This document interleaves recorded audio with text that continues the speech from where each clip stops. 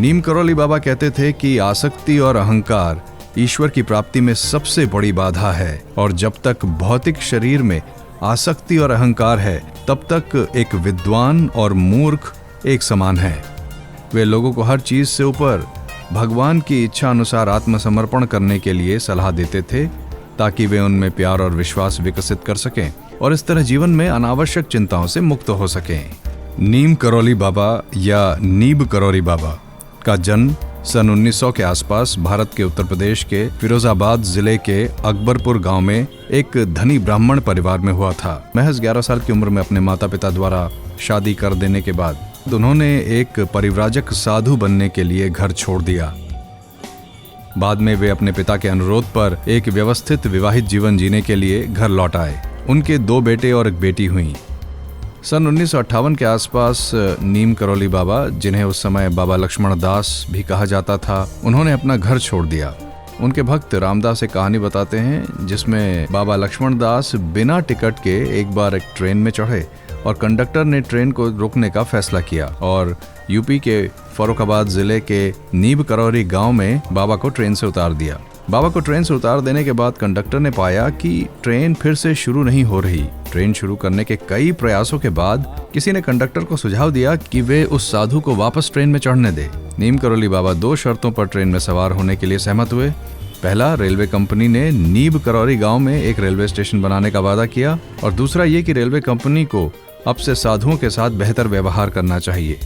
अधिकारियों ने सहमति व्यक्त की और नीम करौली बाबा मजाक करते हुए ट्रेन में चढ़ गए।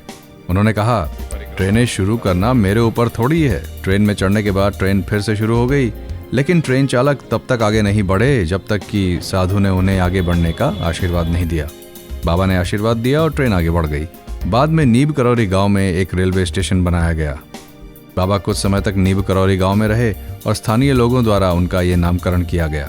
बाबा उत्तर भारत में व्यापक रूप से घूमते रहे। इस दौरान उन्हें कई नामों से जाना जाता था, जिनमें शामिल है लक्ष्मण दास, हांडी वाला बाबा, तिकोनिया वाले बाबा, और यह है नीम करौली बाबा आश्रम, जिसे नीब करौली बाबा आश्रम भी कहते हैं।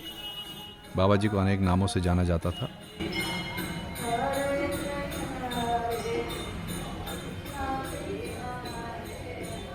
वृंदावन में स्थानीय निवासियों ने उन्हें चमत्कारी बाबा के नाम से संबोधित किया। उनके जीवन काल में उत्तराखंड के कैंची और वृंदावन में 2 मुख्य आश्रम बनाए गए। इसके बाद कालांतर में उनके नाम पर 100 से अधिक मंदिरों का निर्माण किया गया। उत्तराखंड में नैनीताल के पास कैंची धाम आश्रम, जहां वे अपने जीवन के अंतिम दशक में रहे, 1964 में एक हनुमान मंदिर के साथ बनाया गया था। नैनीताल अल्मोड़ा रास्ते पर स्थित मंदिर स्थानीय लोगों के साथ साथ आध्यात्मिक साधकों और दुनिया भर के भक्तों के लिए एक महत्वपूर्ण तीर्थ बन गया है। हर साल 15 जून को कैंची धाम भंडारा मंदिर के उद्घाटन के उपलक्ष्य में आयोजित किया जाता है एक उत्सव, जिसमें आमतौर पर बड़ी संख्या में भक्त आते हैं।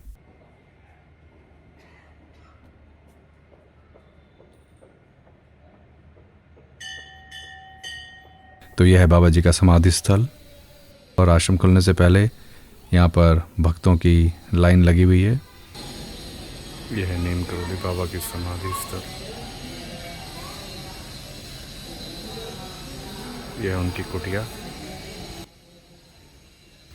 इंतज़ार है कि कब समाधि स्थल खुले और सभी बाबा जी के आध्यात्मिक स्पंदन, स्पिरिचुअल वाइब्रेशंस को अनुभव कर सकें। नीम करौली बाबा के उल्लेखनीय शिष्यों में आध्यात्मिक शिक्षक बी हियर नाउ के लेखक रामदास, गायक और आध्यात्मिक शिक्षक भगवान दास, लेखक और ध्यान शिक्षक लामा सूर्यदास और संगीतकार जय उत्तर और कृष्णदास शामिल हैं। स्टीव जॉब्स 1974 में अपने दोस्त डैन कोटेके के साथ हिंदू धर्म और भारतीय आध्यात्मिकता का अध्ययन करने के लिए भारत आए। उन्होंने नीम करौली बाबा से मिलने की योजना बनाई थी, लेकिन वहां पहुंचे तो पता चला कि पिछले सितंबर यानी कि 1973 में नीम करौली बाबा समाधिस्थ हो गए।